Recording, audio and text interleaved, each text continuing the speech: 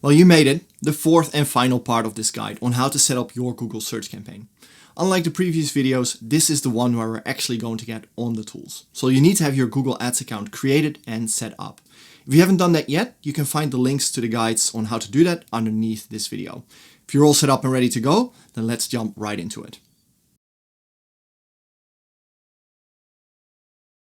First, we're going to go to the Google Ads website. You can do that by going to ads.google.com. Once there and logged in, you should see something like this, but your view might be a little different. If that's the case, just go to the top of your window, click Appearance, and then use the new design. If you don't have that option, it means you're already using the new design and you're all good to go.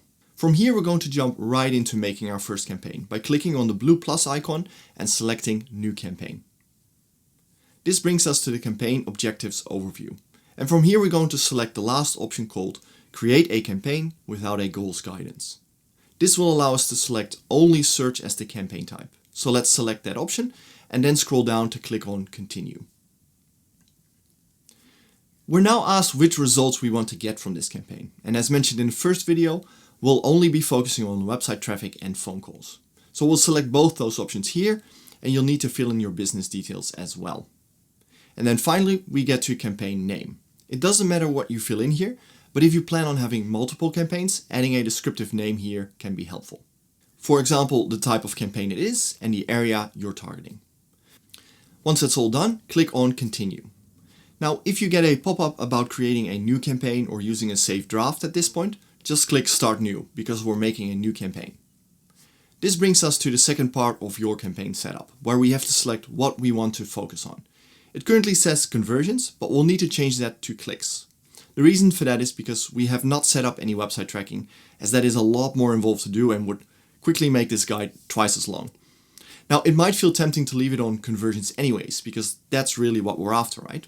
The problem is that if we do that, Google will constantly think that what it is doing isn't working, because no matter what it does to try and get a conversion, it never actually knows if a conversion took place or not. So it'll think that your ads or website are just not that good, meaning you'll be considered a lower quality advertiser and your ads will just not be shown as much. And that is not what we want. So set it to clicks, ignore the other options and click on Continue. Alright, in the campaign settings we first want to go to Networks and then disable Display Network, because those aren't actually search ads and we are setting up a search campaign after all. We then go to Locations and here you want to select Enter another location. This is where you can add the suburb names or postcodes of the areas you would like to target. Once you've done that, we're going to click on Locations options and then select the second option for people in or regularly in your targeted locations. Perfect. Now let's scroll to the bottom of the page, click on More Settings and then on Ad Schedule. Here you can set a schedule for when you would like your ads to show. You can set any schedule you like here, but keep your potential customers in mind. If you simply turn off the phone after hours, for example, someone might not leave a voicemail, but simply call one of your competitors instead. Google will still charge you for that phone call though, so in that situation it might have been better to just have the ads off. At the same time, you also don't want to be too restrictive, because that might mean your ad will hardly ever be shown. You wouldn't waste money per se, but you also wouldn't be getting any results. Now, no worries if you aren't sure what the right schedule would be at this point. You can always change this later, and it might be something you want to play around with a bit to see what gets you the best results. For now, to continue, simply click on Next. Alright, this is where things are going to get exciting and where the hard work you did during the previous videos is going to become important. At the top here, you see the option to have Google provide us with suggestions. And you'll see them do that several times throughout this video. Google suggestions are often helpful, but they can also be a little sneaky sometimes. Google gets paid every time your ad is shown after all, so it's in their best interest to have your ad show up a lot. So what we're going to do is take them up on their offer, but also apply some smarts of our own, just to rein them in a little bit. And we're going to use your work from the previous videos to do that. So let's add the link to your website first. I'll be using a plumber from the UK as an example. Now, don't click on Get Keyword Suggestions yet, because you might remember from the previous video, we also have some things to fill in here. So let's add those. I only have a couple here, but you should have more. So let's add all of those, and once you're done, you can click on the Get Keyword Suggestions button. A whole list of suggestions should now appear, and fingers crossed they should align pretty well with what you do. We're not just going to blindly trust Google, however. So using the work we did in the second video, go through the list and remove anything that you feel is just blatantly wrong or has nothing to do with your business. Once you've done that, we're going to add some extra keywords. Simply scroll to the bottom of the page and add a new line. Here we're going to type in the top level service that you provide, like plumbing, and we're also going to add the names of the areas that you service. For example, Plumbing Carlton. And just make a new line for every new area, like this. Now that we have quite the list, we're going to apply what is called match types. If you've never heard of that term, that's okay. Most people have not, but here's what it means. You can tell Google how closely you require someone's actual search terms to match your keywords. And there are 3 levels that we can choose from. I won't bore you with the details. You can see the 3 levels here and how they work if you're keen to understand them better. What you need to know for now is that we are going to skip the broadest match type, which is creatively called broad match, because you will quickly burn through your budget using that one. This is the shotgun approach, if you will. Sometimes useful, but not today. The way to set the match type for a keyword is by adding a couple of special characters. If you don't add any special characters, it is automatically set to broad match, which is exactly what we don't want. Now, you might spot the little sneaky thing Google Suggestions did in our list of keywords now. They set everything to broad match, meaning that if you turn the campaign on like this, you would very quickly spend all your budget. So we're going to add some special characters for them. First, copy the entire list, so you have 2 versions of the exact same list below each other.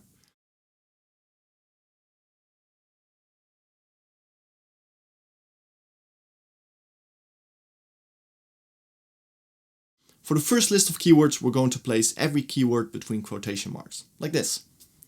By doing that, we're changing those keywords to be phrase match keywords. Then, for the second list, we're going to do the exact same thing, but with square brackets, so they become exact match keywords. And with that, we have all our targeting done. Next up are the actual ads, the thing people are going to see and hopefully click on. So let's make sure we get them right, which should be pretty easy as we've already done most of the hard work in the previous videos. Like before, we're first going to copy the link to our website. This is the website people will be sent to when they click on your ad. From here, we're going to scroll down a bit to the headline section, where you can see that we have the option to add 15 different headlines. If you feel that's a lot, you're right, and it is, but there's a very good reason for that. Not all 15 headlines will be shown at the same time. Google, with all its Google wizardry, knows a ton about us, where we live, where we work, which websites we visit, what videos we watch, when we get up, when we go to bed, and lots more. And it uses all that information to show per person the exact ads it thinks that person is most likely to engage with. So we need to give Google options so it can work its magic and find the best combinations that will give us the best result. And we're in luck because, like before, Google is keen to help out. At the top here you see this bar which shows you how strong Google feels your ad is based on the options you've given it. Currently it's showing nothing because we've not given Google anything yet, but we're going to change that. If you click on View Ideas here, you can see suggestions that Google is giving us for headlines and descriptions that we can use. We don't want to blindly click all of them though. Like with the keywords, we want to use the list of things that we wrote down in the previous videos. Things like the exact details of what your business does and what makes you great. Unfortunately, I can't help you here as much as before. My recommendation is to go through the list of ideas that Google suggests, pick the ones that you like and add your own. You might also remember that we made a list of all your local competitors. It's a good idea to type their names into Google as well, as it might give you some additional ideas. Remember, it's about giving Google options, so add different things. The ad strength indicator is really helpful for this, and you can always change these later on. Now, if you have all of that done, there's 2 little things we're going to add still. As you can see, there's a lot of additional options available, like adding your logo and things like that. Those can be great to add, but talking you through all of them wouldn't be great use of our time. Instead, we're going to focus on 2. Scroll down to callouts and open it by clicking on the plus icon. If you remember from a previous video, people like it if there's an offer of some sort available. It encourages people to click. And this is the best place to add those types of offers, because as you can see in the preview window, it really helps your ad stand out. The second one you can find by going back, then more asset types, and selecting calls. This add-on allows people to call you straight from the ad, instead of having to go to your website first. Simply fill in all your details and make sure you have your conversion action set to calls from ads. You also have the option to show your phone number only during certain times, like the ad schedule we discussed before. You can find that under advanced options. Once you're all done, you can simply click Save to go back. I suggest doing a final review of everything you've set up, and once you're happy, click on Next. We're on the home stretch now and just need to set a budget for the campaign. Remember how I said Google is sneaky?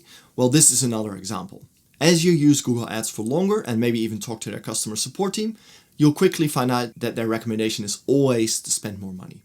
Our recommendation, however, is to first find out if your ads are even working. Spend a little bit of money, see if you're getting results, and then scale up. More money isn't going to make the ads perform any better. You will just be showing a poorly performing ad to more people. So just go with the lower of the three options or put in an amount that you feel comfortable with. You can divide your budget by the average cost per click number that you can see here on the right, just to give you a bit of an idea of how many clicks you can expect. Once you've done all that, click Next. And here you can give your campaign a name if you haven't done so already. Now do a quick final sanity check and click Publish Campaign. Congratulations, you have now set up your first Google search campaign. Your campaign is now going to go through a review process with Google, which might take a couple of days. They're just making sure you're not saying anything you're not supposed to, or sending traffic to a website that doesn't work, for example. While we wait for that, we may as well add a cheeky little call-only ad in there, just to cover our bases.